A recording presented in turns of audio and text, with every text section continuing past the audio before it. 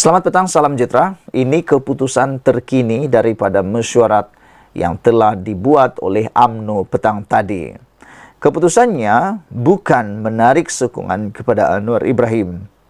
Ramai yang cuba meramal, kata mereka mungkin Anwar Ibrahim akan kehilangan kuasa. Mungkin kerajaan perpaduan akan tumbang. Tapi rupa-rupanya bukan itu yang berlaku. Sungguh kecewalah pembangkang, sungguh kecewalah mereka-mereka walaun-walaun penyokong-penyokong Perikatan Nasional yang mungkin mengharapkan UMNO menarik sokongan kepada Anwar Ibrahim. Kesianlah mereka kerana sangkaan itu tidak tepat sama sekali. Meleset jauh ke laut, jauh ke bulan. Tidak seperti yang dijangkakan. Barisan Nasional UMNO tidak menarik sokongan, tetapi mereka juga tidak menyatakan menyalahkan Anwar Ibrahim. Mereka akhirnya bersepakat akan merayu pada Sultan Ibrahim untuk pengampunan penuh Najib. Ini hak UMNO dan hak Najib. Tiada siapa yang boleh tolak, tiada siapa yang boleh menghalangnya. Semua rakyat Malaysia berhak untuk mendapatkan pengampunan itu. Namun, persoalan besar ialah, adakah Najib berjaya mendapat pengampunan kali kedua? Dan adakah Najib akan dilepaskan daripada penjara oleh Sultan yang di-Pertuan Agong Baharu, yang mana kita pun tahu Baginda adalah Sultan yang amat tegas, lain daripada yang lain.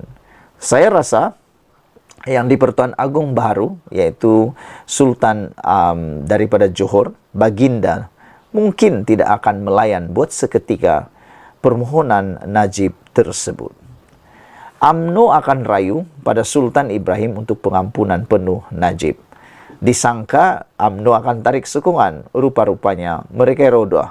Mereka merelakan apa yang telah diumumkan dan mereka akan buat rayuan. UMNO akan mengemukakan rayuan kepada yang di-Pertuan Agong ke-17 Sultan Ibrahim bagi merayu pengampunan penuh bekas presidennya Datuk Seri Najib Razak.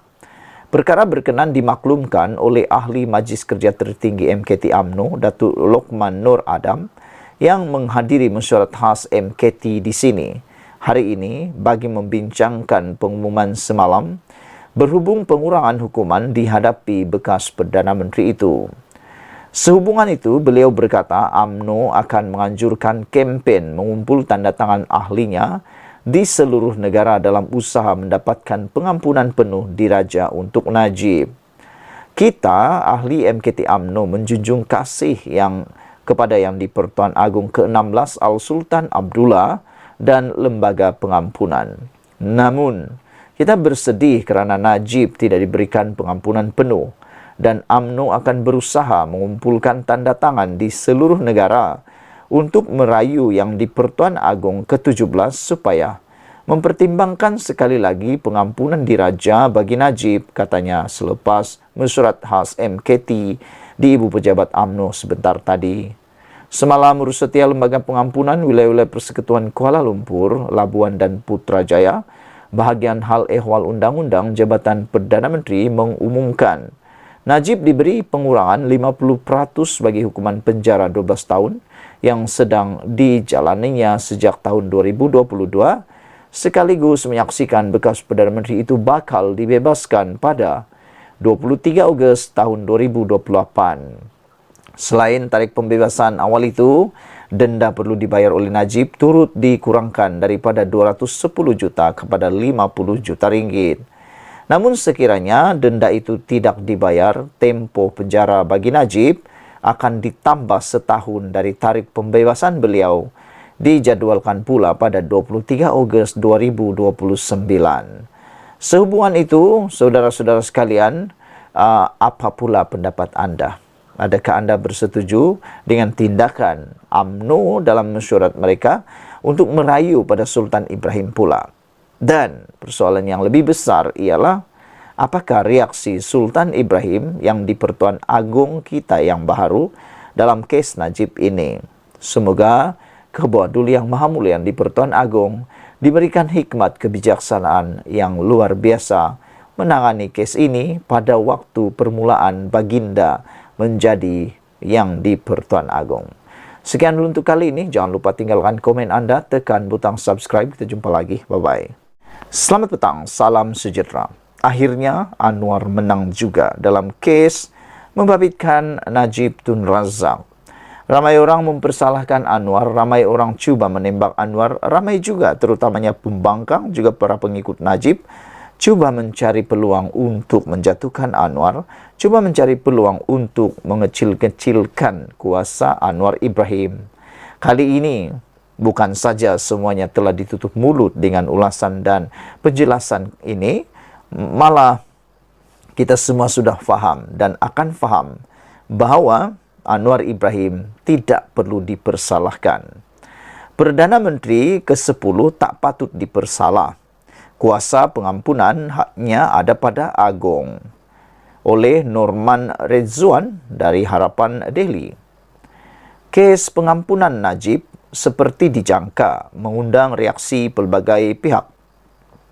Saya telah menjangkakan ia akan memberi implikasi besar kepada kerajaan Madani kerana masyarakat ramai tidak faham proses mesyuarat lembaga pengampunan itu.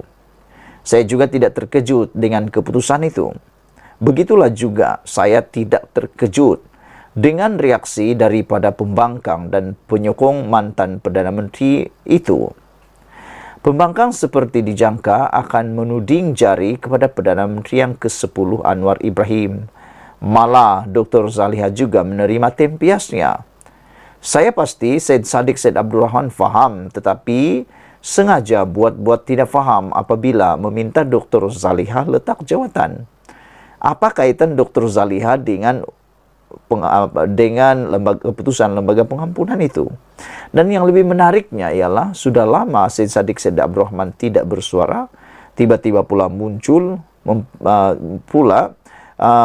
melalui Parti Muda.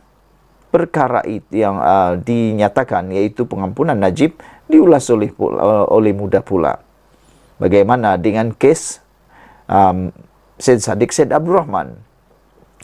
Apa kena-mengena Dr. Zaliha dengan keputusan yang dibuat oleh Kebawah Duli Yang Maha Mulia yang di-Pertuan Agong itu? Ku sangka Syed Saddiq ini bijak, rupanya tiada bezanya dia dengan Wan Faisal. Maka bertalu-talu reaksi serangan pembangkang yang pemimpin meracuni rakyat dan yang rakyat tidak tahu proses lembaga pengampunan berjalan mula memaki hamun Perdana Menteri ke-10. Kita lihat bagaimana kuasa yang di-Pertuan Agong perkara 42. Nombor 1. Yang di-Pertuan Agong berkuasa memberi ampun, tunda hukum dan lega hukum berkenan dengan segala kesalahan yang telah dibicarakan oleh Mahkamah Tentera dan segala kesalahan yang dilakukan di dalam wilayah Persekutuan Kuala Lumpur, Labuan dan Putrajaya, dan Raja atau yang di-Pertuan Negeri sesuatu negeri berkuasa memberi ampun, tunda hukum dan lega hukum berkenan dengan segala kesalahan lain yang dilakukan di dalam negerinya. Dalam kes Najib sebagai pesalah, dia mempunyai hak untuk menjalani proses rayuan. Bermula di Mahkamah Rayuan, jika gagal ke Mahkamah Tinggi dan jika masih gagal dalam rayuan, Najib boleh file rayuan ke Mahkamah Persekutuan. Ketiga-tiga proses itu telah Najib lalui dan dia mempunyai satu lagi peluang atau boleh diibaratkan sebagai talian hayat dengan membuat petisyen untuk mendapatkan pengampunan dari yang di-Pertuan Agong yang mempunyai kuasa memberi ampun, tunda hukuman atau lega hukuman. Proses rayuan kepada lembaga pengampunan adalah hak setiap individu yang disabitkan dengan kesalahan untuk membuat rayuan kepada raja. Jadi itu hak Najib dan Perdana Menteri ke-10 atau kerajaan tak boleh menghalangnya. Najib bukan ahli politik pertama mendapat pengampunan kerana Datuk Seri Anwar, Datuk Harun Idris dan Datuk Mokhtar Hashim juga pernah mendapat pembebasan sedemikian. Contohnya dalam kes Datuk Seri Anwar, beliau dibebaskan bukan kerana Mahathir seperti didakwa, tetapi kuasa agung sendiri apabila petisyen dihantar kepada baginda. Sepatutnya Semua pihak menjaga adab kerahsiaan kerana lembaga pengampunan diraja ini diketuai oleh Agong dan pemimpin tertinggi di Malaysia. Menteri Komunikasi apabila diminta apa keputusan lembaga pengampunan, beliau menjawab tidak boleh beritahu walaupun dengan mereka yang rapat dengan dirinya. Katanya ringkas, saya telah mengangkat sumpah simpan rahsia. Ramai pihak terkejut apabila mendapati isu ini disensasikan. Sedangkan proses mesyuarat pengampunan ini cukup rahsia dan teratur seperti lazimnya. Kuasa pengampunan hanya pada Agong. Yang mengecewakan apabila penyokong bosku juga menyerang Perdana Menteri Anwar Ibrahim. Mereka seolah-olah menyalahkan Perdana Menteri kerana tidak melepaskan Najib Razak. Padahal, kuasa pengampunan itu pada tuanku, bukan pada lembaga penasihat, Perdana Menteri, Menteri maupun Kabinet. Bersyukurlah mantan Perdana Menteri itu mendapat potongan 50%, iaitu penjara daripada 12 tahun, hanya tinggal 6 tahun sahaja. Pandangan peribadi saya, andai kata Najib dilepaskan begitu sahaja, ia akan membuatkan politik negara kembali bergolak. Bukan pembangkang sahaja, tetapi rakyat keseluruhannya hilang kepercayaan kepada undang-undang negara. Barangkali di situ pertimbangan Agong dalam keputusan Baginda. Baginda pasti telah memperhalusi sebaik-baiknya. Segala keputusan itu tidak akan membuat politik negara kembali berkocak. Untuk kerajaan perpaduan atau pimpinan Perdana Menteri Anwar Ibrahim pula akan dilihat tiada bezanya dengan kerajaan terdahulu. Malah akan difitnah mencampuri urusan undang-undang negara. Kesan politik kepada Perdana Menteri ke-10 sendiri, reformasi yang cuba dilakukan akan terencat malah diragui oleh kawan dan lawan. Malah, kerana isu Najib dahulu mendapat liputan meluas di seluruh dunia, pastinya akan memberikan implikasi besar kepada pelabur yang akan kembali tawar hati membuat pelaburan di negara ini. Mengakhiri penulisan ini, saya melihat keputusan Baginda sangat tepat dan adil untuk semua. Tiada siapa menang atau kalah. Yang lebih penting, penyokong bosku perlu fokus untuk keyakinan rakyat. Kes 1MDB yang telah mencalar imej parti keramat ini perlu bangkit semula. Jangan salahkan sesiapa. UMNO tewas teruk dalam 2 pilihan raya sebelum ini. DAP pun tidak bersama mereka. Ini bukan isu bersama dengan PH atau tidak, tetapi bagaimana mereka ingin memulihkan keyakinan orang Melayu yang menolak parti itu sejak 2018 lagi. UMNO kena ambil peluang sebagai sebahagian daripada kerajaan dengan kuasa yang ada untuk mereformasikan negara dan parti. Ia tentang masa depan negara dan parti, bukan individu yang datang dan pergi. Kita kena fokus dalam reformasi negara.